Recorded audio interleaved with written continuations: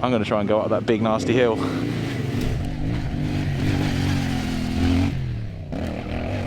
Right, this is gnarly. Let's try it. What? Go on, little CFMOTO.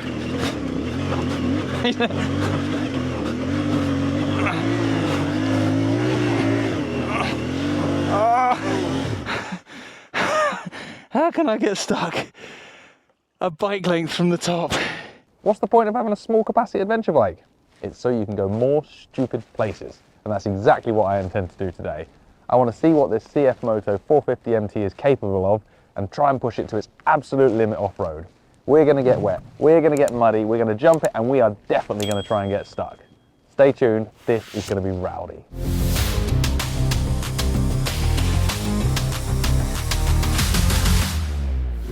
So as I said, my job today is brilliant.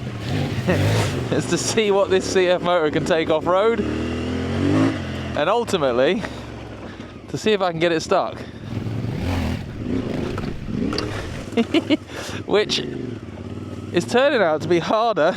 I don't need that bush. It's coming with us, is it?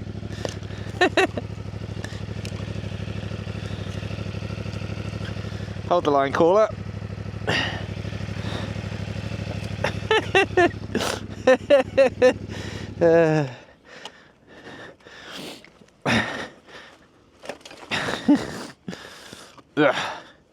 As I was saying, before I got attacked by the bushes, my job today is to get the CFMOTO stuck. I want to find what the limit is for this bike off-road. Admittedly, I've not gone super gnarly on the tyres. I'm on a fairly tame, not even really a 50-50 tyre. I've been nearly stuck in a couple of swamps, but again, that's more about the tyre than the bike. Now, here's one of the challenges I looked at earlier. That, obviously on an action camera, looks probably like a molehill. But I promise you it's steep, honest. It's steep. One of the CFMOTO's Achilles heel here is ground clearance, so I can't take that left rut or the right rut because the ground clearance doesn't let me. So what I have to do is pin out the middle and hope for the best. Right, if I just look off there, the fact that you can't see the slope hopefully tells you how steep that was. And this thing just launched up it.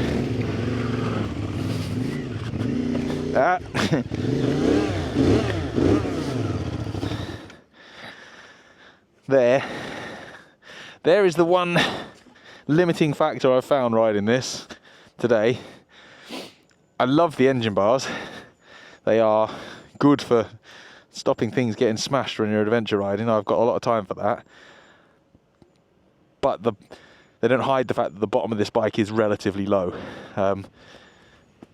Most of the bikes in the class suffer the same thing, but you can see there, I roll around in the mud a bit, it's actually the engine bars we're sat on.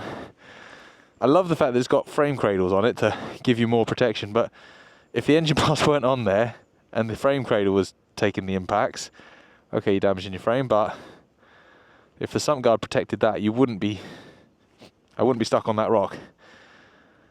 So it's a swings and roundabouts bit, really. You want the protection, but you don't want it to affect what you can ride over. But that for me has been where the limit sits on this bike. It's ground clearance is the first thing I've run out of so far, which is pretty cool.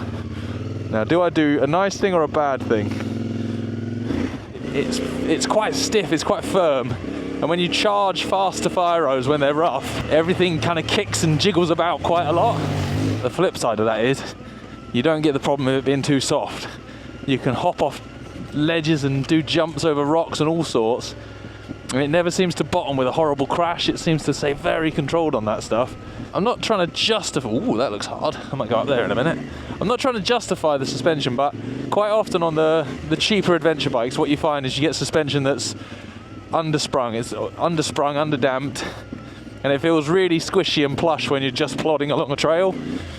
But But if you then try and go fast, it gets wildly out of control really quickly and bottoms out and whoa. That's more like it. Yeah, and you get like out of control, and this stuff doesn't do that. It might not be as plush when you're cruising down the trail, but it doesn't ever wallow and hit the bump stops and do bad things that way. So the downside is, on a rough, loose technical climb, it does kind of kick all over the place. But the plus side is, you've got the scope to go quite a bit faster along the trail before you get into trouble. I'm going to try and go up that big nasty hill. Right, this is gnarly, let's try it.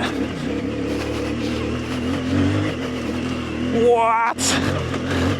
Go on, little CFMOTO.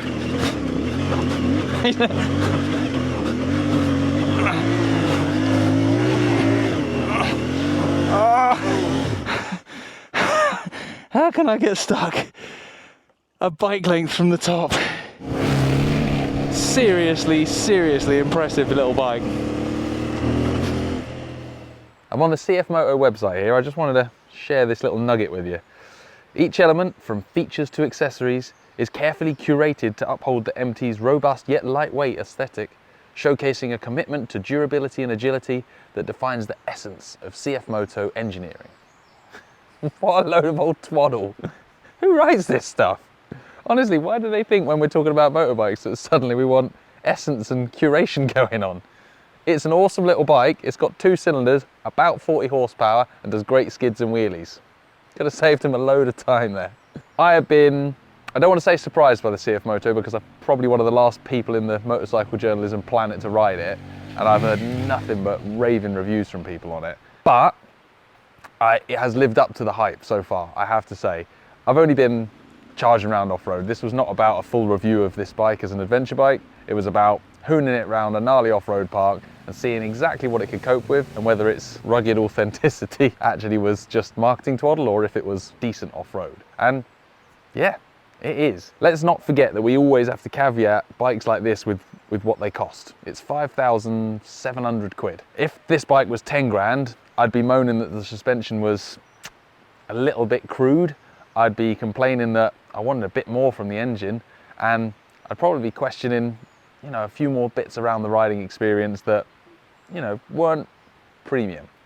But it's not 10 grand, it's 5,700 quid. So the fact that when you charge really hard rough trails, it pings around a bit, I kind of don't mind. You can improve that by adjusting the suspension, which at this price point, being able to adjust the suspension is awesome. You can't solve it, it's a fundamental. It's not the most posh, expensive suspension on the planet, so it's only going to do so much. And at the price point, I'd much rather it was a bit stiff and a bit flighty than soft and mellow and, you know, crashing into the bump stops and wallowing that way. In terms of the engine power, it's weird because there's not many parallel twins of this capacity in adventure bike world to compare it to. That was the big news with this bike. It's kind of a bit of a Goldilocks engine they've tried to achieve. It doesn't have the hit off the bottom of the single cylinder bikes in this class, but it does a pretty good impression of that, and a couple of places where I was stuck trying to get up slippery hills, it does chug away at the bottom of the rev range pretty nicely, more than I expected it to.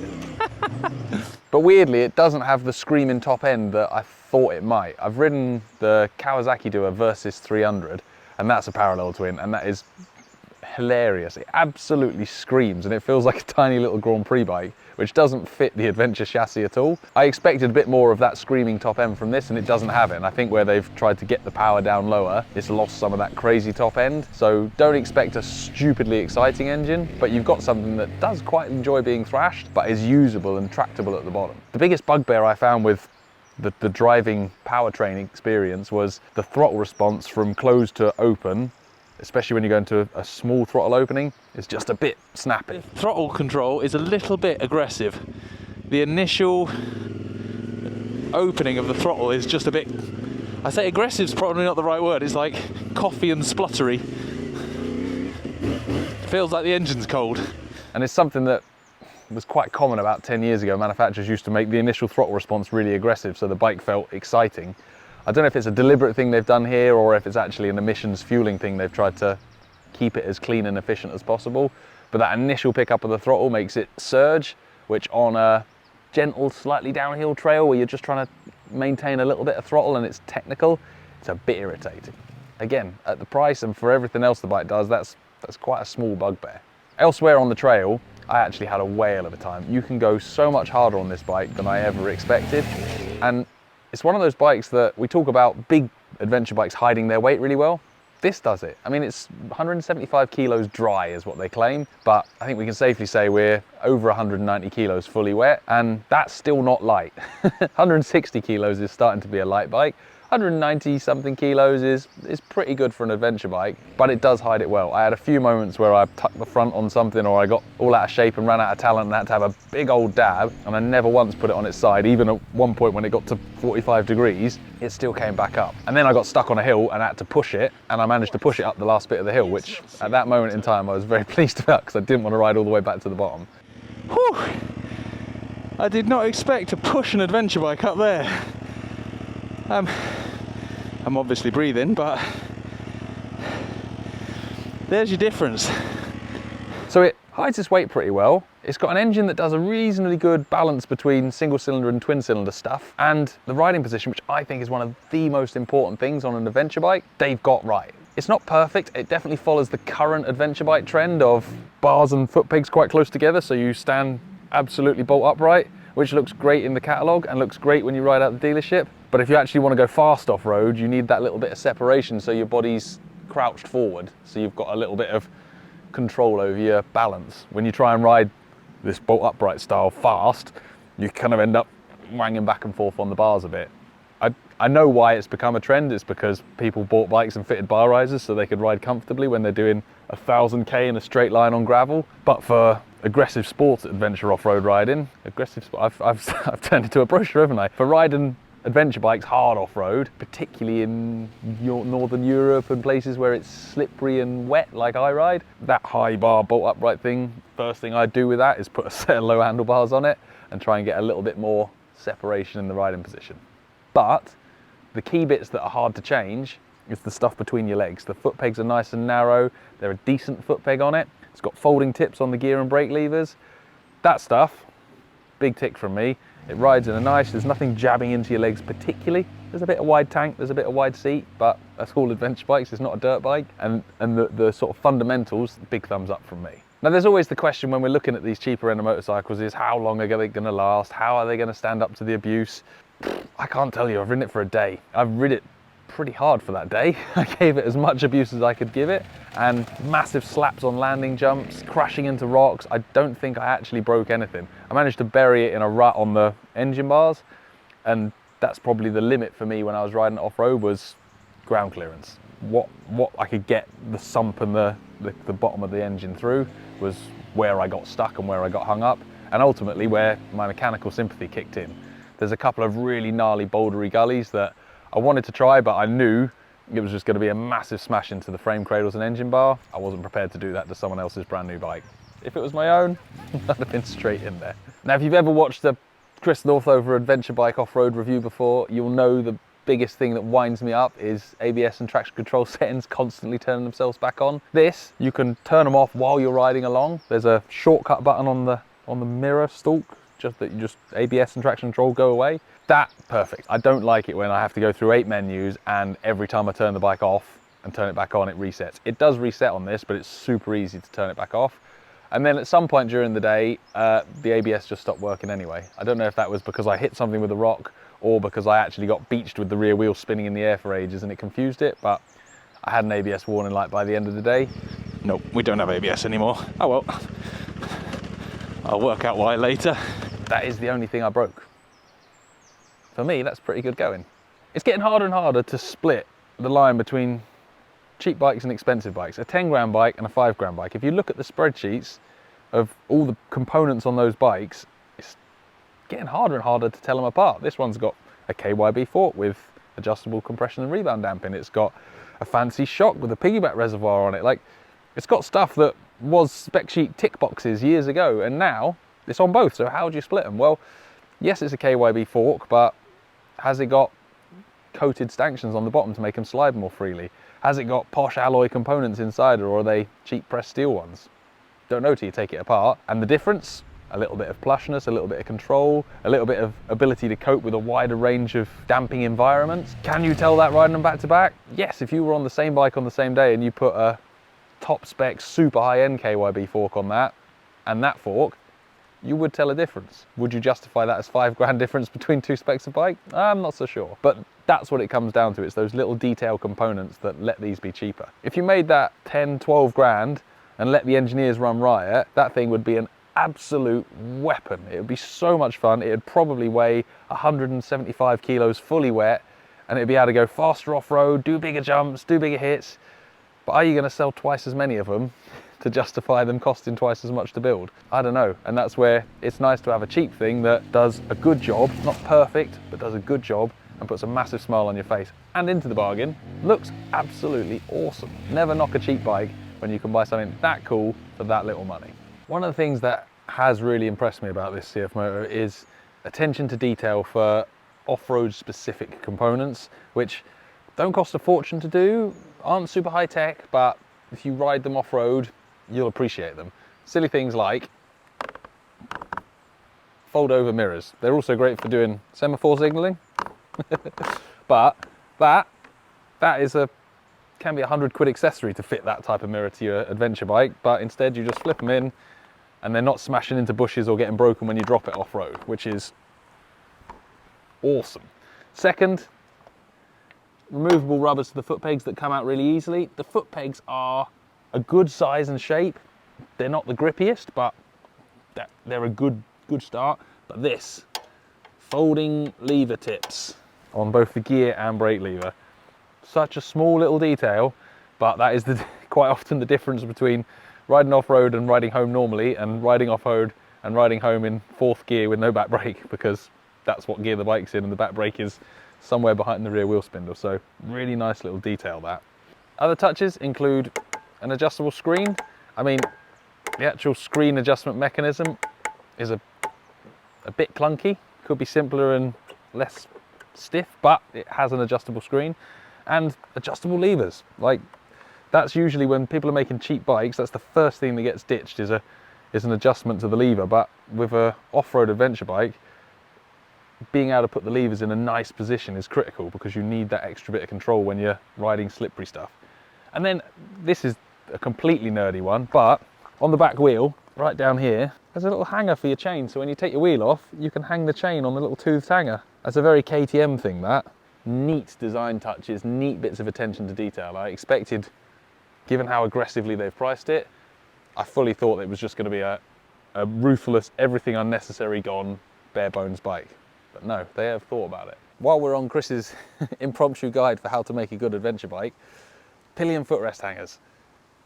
These ones are unboltable, which is a very good thing for two reasons. It's much, much cheaper to weld a little bit of pillion hanger on there and put the footrest on the end. But the problem is if you crash and land on that, if it's welded onto the frame and you bend it, you have to replace the whole subframe, which is rubbish. And also you can't unbolt them. So with these ones, you can take them off. They don't get in your way. They don't whack you in the back of the calf when you're riding off-road. You can put them back on when you want to carry a pillion, but being able to remove them, A, gives you more space to ride with, and B, saves you ending up with a bent subframe that costs more money. Because let's face it, you're going to drop it at some point. Again, tiny detail where they could have saved money and they haven't. Like it.